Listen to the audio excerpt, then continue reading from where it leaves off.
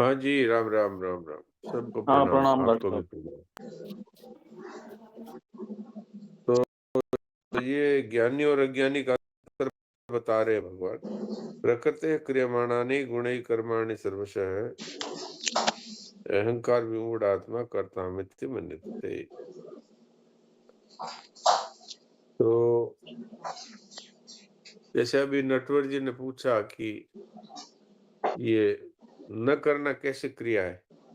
तो जैसे आप सोते हैं ना, तो सो जाते हैं तो जी। कोई क्रिया तो नहीं है, लेकिन अगर कोई आपको 1 घंटे बाद जगा देता है तो आप कहते हैं कच्ची नींद में जगा दिया, और फिर सुबह उठते हैं तो क्या अब नींद पक गई है। तो ये नींद में होते हुए भी क्रिया हो रही है, तभी तो कच्ची थी और फिर पक रही है, और फिर पकते-पकते पूरी पक गई। सुबह आप उठते हैं तो नहीं कहते कच्ची नींद में जग गया। तो इससे सिद्ध होता है कि वास्तव में प्रकृति कभी भी अक्रिय नहीं रहती, वो निरंतर क्रियाशील ही है। जैसे अब अपना शरीर है, ये बचपन से अब तक ये बूढ़ा हो गया, तो क्या इसमें भी क्रिया नहीं हुई? क्रिया सारी क्रिया हो रही है। तो वास्तव में प्रकृति क्रियाशील ही है, और हम प्रकृति के साथ मिल जाते हैं, तो हम भी वास्तव में अपने आप को मानने लगते हैं कि मैं चल रहा हूँ, मैं बैठ रहा हूँ, मैं सो रहा हूँ, मैं खा रहा हूँ, मैं पी रहा हूँ। लेकिन ये सब का सब दिखने में चाहे क्रिया दिखे, चाहे क्रिया ना दिखे, सारा क्रिया ही क्रिया है। प्रकृति कभी भी निष्क्रिय नहीं रहती, इसलिए प्रकृति के साथ संबंध मानने से हम भी अपने में क्रिया का अनुभव करते हैं। तो वास्तव में हमारा जो स्वरूप है, वो तो सच्चिदानंद स्वरूप है, आत्मा कह दे।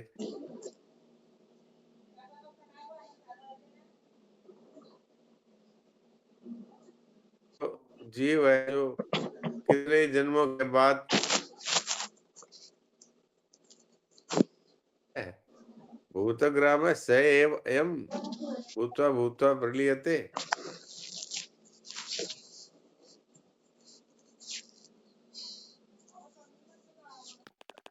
जन्म में, तो इस जन्म में शरीर तो बदल गया, साथी बदल गए, सामान बदल गया, देश बदल गया, काल बदल गया, पर वो तो जीव वही है। तो वो जो वही है, वो हम है वास्तव में। भगवान भी अनादिकाल से वही है और हम भी वही हैं। तो इससे सिद्ध हुआ कि हमारा वास्तविक स्वरूप तो भगवान की तरह अब न बदलने वाला ही है, लेकिन हमने जो शरीर धारण किया उसी के अनुसार अपने को मानने लगे। अभी ये शरीर धारण किया है तो इसमें हम, मेरा ये नाम है, मेरी ये जाति है, मेरा ये पद है, उसके अनुसार ही। तो ये कौन है? वकील साहब है, ये कौन है? वो थानेदार साहब है। तो वो क्या है? कुछ नहीं। वो रिटायर होने के बाद में वो सारे साहब समाप्त हो जाते हैं। और वैसे भी मनुष्य जितनी बार सुबह से लेकर के और रात तक किसी के लिए पिता है, किसी के लिए पुत्र है, किसी के लिए टीचर है, किसी के लिए कुछ है, किसी के लिए कुछ है। तो वो सबके साथ उस तरह की एक्टिंग भी करता है, लेकिन वास्तव में वो क्या है? वास्तव में तो वो सदा रहने वाला परमात्मा का चेतन अंश है। उसकी तरफ जिसकी दृष्टि हो जाती है, वही जीवन मुक्त महापुरुष है। और जो बने हुए की तरफ ही अपने आप को मानता है, वो अल्पात्मा है। तो इतना सा ही खेल है, ये कोई लंबा चौड़ा खेल नहीं है। हमने ही इसको मान लिया, पता नहीं क्या है ये। ये समझने के लिए छोटी सी बात है। महाराज जी कहते थे कि अटकल से खटकल खुले। अब वो अटकल नहीं हो तो खटकल खुल जाती तुरंत ही, अटकल हो तो नहीं खुलती। तो ऐसे संत महापुरुषों के सत्संग से ये अटकल आ जाती है। अटकल आ गई तो निहाल हो गए उसी समय। अब चाहे भले ये शरीर चला जाए, क्योंकि ये तो जो जा रहा है वही तो चला गया। वो कौन कौन सा अपना स्वरूप चला गया। इसलिए महापुरुष जो जीवन मुक्त महापुरुष है, वो कहते हैं शरीर के की क्षति से हमारी किंचन मात्र भी क्षति नहीं होती। तो ये बात हमारे समझ में आती है क्या? बताइए। अगर आती है तो बस वही वही वही वास्तव में अनुभव है। और अगर वो हमारे अनुभव में नहीं है तो बस जन्मते रहे, मरते रहे।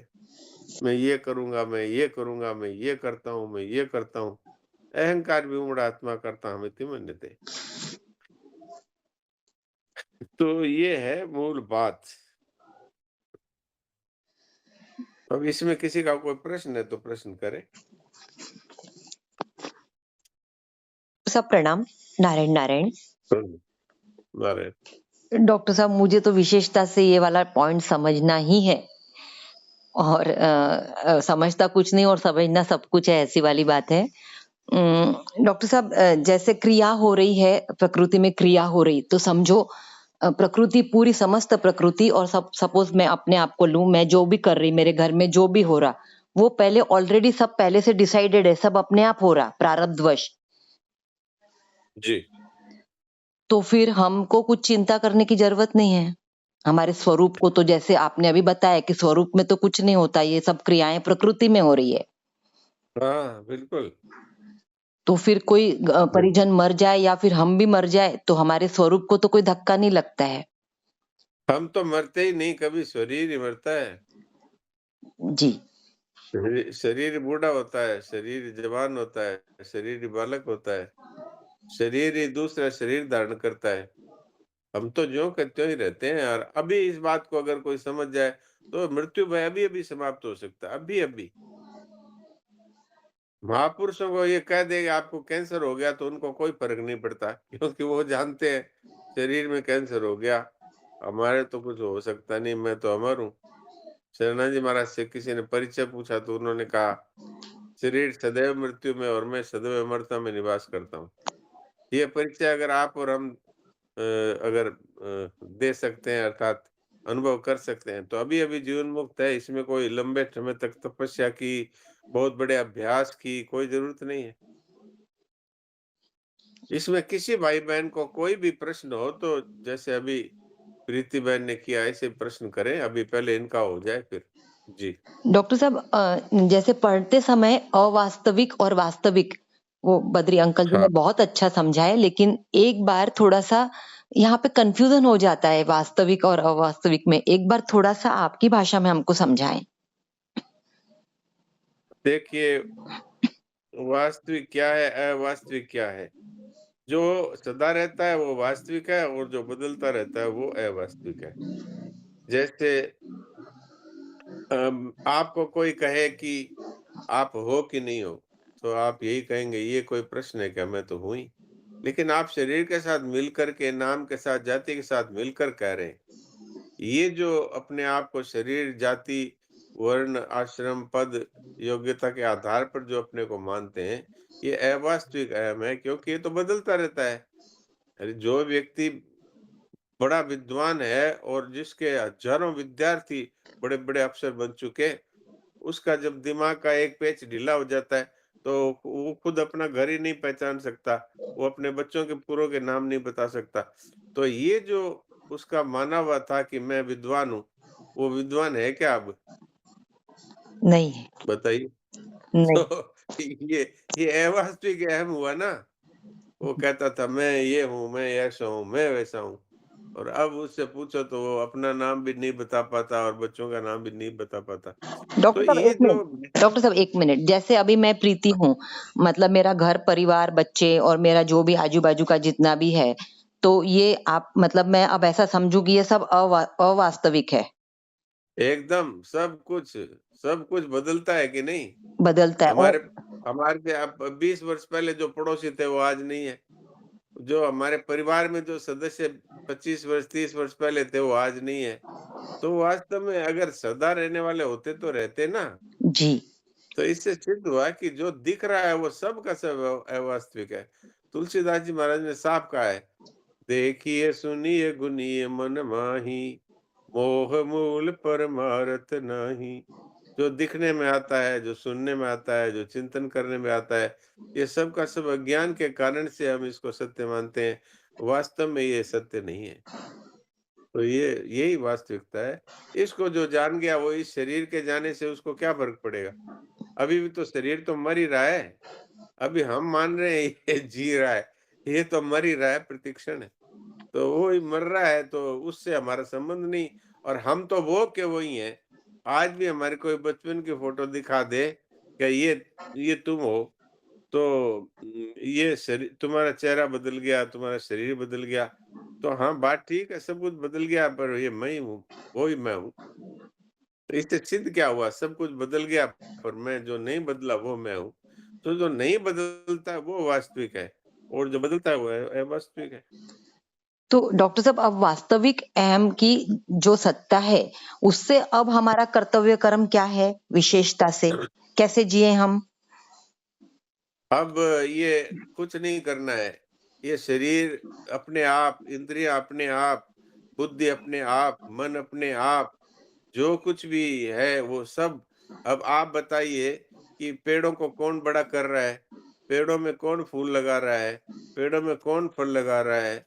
इसी तरह से ये शरीर, अगर इसमें अहम का रोल न रहे, तो ये संत महात्मा जिस तरह से वो सत्संग कराने के लिए उठ के जाते हैं, भोजन भी करते हैं, और वो किसी प्रश्न का उत्तर भी देते हैं, और वो नींद भी लेते हैं, और स्नान भी करते हैं, सब कुछ करते हैं हमारी दृष्टि में, पर वहाँ पर सब कुछ शरीर के द्वारा ही हो रहा है, सब प्रकृति के द्वारा ही हो रहा है। वह मैं करता हूँ, इस तरह का अनुभव करने वाला कोई नहीं रहता। अहम स्फूर्ति अर्थात जो सुबह उठते ही ये लगता है अपना होनापन, उसी के द्वारा सारे कार्य स्वतः होते हैं, वो अहम स्फूर्ति है। अहंकृति मिट जाती है, मैं करने वाला हूँ ये बात मिट जाती है। जी। राम राम डॉक्टर साहब, प्रणाम। राम राम। अब पर प्रीति की बात पूरी होने दी। हाँ, जी। बोलिए प्रीति। बस डॉक्टर साहब, यही बोलना है कि अब समझ में आ गया कि भाई हमारा जो क्रियाएं हो रही वो हम नहीं है। हम अलग हैं और क्रियाएं अलग है। तो अब ये हाँ, वो मनुष्य जीवन संसार का की शक्ति से हो रही, डॉ प्रकृति की शक्ति से हो रही है सारी क्रियाएँ। डॉक्टर साहब, मनुष्य जीवन का बहुत बड़ा महत्व है, बहुत अनेक जन्म लेने के बाद ये मिला है। तो अब इसका मुख्य चरम लक्ष्य क्या है? जैसे हो सकता है प्रीति कल मर भी जाए, तो फिर हाथ में तो समझ तो आ गई, लेकिन वो हम कैसे उसको पूरा कर लें? हमारे गोल को कैसे अचीव कर लें? आज ही इसी क्षण के बाद में मैं शरीर नहीं हूँ, इस तरह का अनुभव होना। इसके बाद जन्म मरण शरीर का होता है। शरीर के साथ जो मैं यही हूँ ऐसा मानने वाला है, वो जन्मता मरता है। जब ये पता लग गया कि मैं सदा रहने वाला परमात्मा का चेतन अंश हूँ, तो परमात्मा का जन्म नहीं होता तो आपका भी नहीं होगा। जी। डॉक्टर साहब प्रणाम। ये जानकारी तो हो गई, अनुभव कैसे हो? अनुभव तो तब हो कि जब हम मेरा कुछ नहीं है, मुझे कुछ नहीं चाहिए, ये बात हमने अपने जीवन में धारण कर ली हो। थोड़ा सा इसका खुलासा कर दीजिए डॉक्टर साहब। जब नहीं, तक इसलिए ये शरीर, इसलिए जब तक। डॉक्टर साहब ये बात इसलिए मैंने रखा कि जी। आपने कहा कि स्वामी जी महाराज ने एक बार ऐसी घटना घटित हुई कि उनका शरीर कंट्रोल में नहीं था, लेकिन कोई निषिद्ध कर्म उस शरीर से नहीं होता था। हाँ, इसका नहीं होता मतलब कि था। अलगाव के बावजूद भी वो शक्ति अपना निषिद्ध कर्मों से परहेज रख रही थी, ये ज्ञान में था। हाँ, हाँ, तो वो शक्ति इसलिए उसको परमात्मा ही अनुभव है। में। जी। वो शक्ति तो परमात्मा है, और हाँ। उसी शक्ति के द्वारा ही ये पूरी सृष्टि चल रही है। और जहाँ पर जैसे इस संत उदाहरण दिया करते हैं कि जैसे पटरी है, पटरी पर एक डीजल का इंजन चल रहा है। अब वो डीजल इंजन तब तक चलता रहेगा जब तक कि उसमें वो पटरी पर चल रहा है, और जब तक उसमें डीजल है। अब वो ड्राइवर कूद जाता है तो वो चलता ही रहता है जब तक डीजल है उसमें। ऐसे ही जब अहम मिट जाता है तब भी ये शरीर चलता ही रहता है। अब उसमें तो कोई नहीं है कंट्रोल करने वाला, लेकिन इसमें तो भगवान स्वयं है, पूरी सृष्टि का संचालन करते हैं। समय पर सूर्य देव उगते हैं, और समय पर रात्रि होती है, समय पर ऋतुएं होती है, हवा चल रही है, आकाश अपने स्थान पर है, पृथ्वी अपने स्थान पर है, सब कुछ समष्टि शक्ति से चल रहा है। वही समष्टि शक्ति इस शरीर का संचालन कर रही है। तो समष्टि शक्ति के साथ अपने आप को मिला हुआ अनुभव कर लेना, ये तो हो गया मुक्ति। और अपने आप को मैं भी कुछ हूँ ऐसा मान लेने हो गया बंधन। तो ऐसा बंधन। मानने वाला कि मैं ही सब कुछ हूँ, वो जन्मेगा, मरेगा, कर्मों का फल भोगतेगा, पाप और पुण्य का फल भुगतता रहेगा, जन्मता मरता रहेगा, अलग-अलग योनियों में जाता आता रहेगा। जिसने अनुभव कर लिया कि समष्टि शक्ति के साथ मेरी एकता है, वो सर्वव्यापक हो गया, उसका जन्म मरण होगा ही नहीं। बहुत सही। मतलब वो अभेद अभेद हो गया, अब हाँ, प्रेम बाकी रह गया। हाँ, प्रेम बाकी रह गया, वो तो प्रकट हो जाएगा अगर कोई बाधा नहीं लगाएगा। मैं हूँ इसको जो अनुभव करता था, वही अब परमात्मा है। इस अनुभव में हर समय रहेगा तो प्रेम प्रकट हो जाएगा। बहुत सही। जय हो, जय हो। अ, हाँ, डॉक्टर साहब राम राम। राम, राम। समष्टि शक्ति से तो अपना स्वरूप अलग है डॉक्टर साहब। समष्टि शक्ति से अपना स्वरूप अलग हमने ही मान रखा है, वास्तव में अलग नहीं है। एक परमात्मा ही सब रूपों में बने। वो तो बात ठीक है, किंतु हाँ, हमारा स्वरूप है तो समष्टि शक्ति ये तो क्रियाशील ही है, तो नाशवान ही है। समष्टि शक्ति का अर्थ है जो शक्ति के द्वारा ये संसार चल रहा है, वो प्रकृति की शक्ति है, और जिसके द्वारा ये संपूर्ण सृष्टि का निर्माण हुआ है, वो है भगवान की शक्ति। तो भगवान स्वयं ही है अंश के रूप में, दूसरा कोई नहीं है। वो जब तक अपने आप को मैं हूँ ऐसा मानता है, तब तक अंश है, और जहाँ मैं हूँ छूटा, वो समष्टि परमात्मा के साथ एकता हो गई, जो सर्वव्यापक परमात्मा है। प्रकृति समष्टि हाँ, शक्ति है, उसका शरीर इत्यादि के साथ संबंध है, और जो इस स्वरूप का जो है, वो परमात्मा के साथ सीधा संबंध है, अर्थात परमात्मा के साथ एकता है। हाँ, समष्टि शक्ति में जो क्रियाएं हो रही है वो तो उसका प्रकाशक तो स्वयं ही है, स्वरूप ही है। हाँ, समष्टि शक्ति दोनों तरह से कह सकते हैं कि ये प्रकृति जितनी भी है, ये संसार है, ये सारे एक समष्टि शक्ति से चल रहा है। ये प्रकृति की हाँ शक्ति हाँ है, बदलती रहती है। और एक है हाँ परम तत्व अर्थात परमात्मा, उनके साथ हमारी वास्तव में एकता है। इसमें किसी तरह की क्रिया नहीं है। वो परमात्मा और हम एक हैं, और शरीर और संसार एक है। जी। राम राम। ये तो बात ठीक।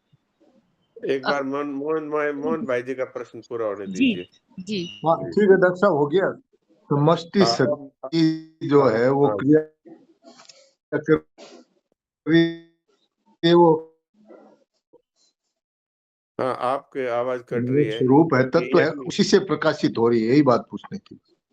हाँ, देखिए 2 विभाग हैं। आप बहन जी पूछिए, आप पूछिए, हमारा हो ये गया। 2 विभाग है, एक बदलने वाला विभाग है, हम्म, वो शरीर और संसार है, और एक न बदलने वाला है, वो स्वरूप और परमात्मा है।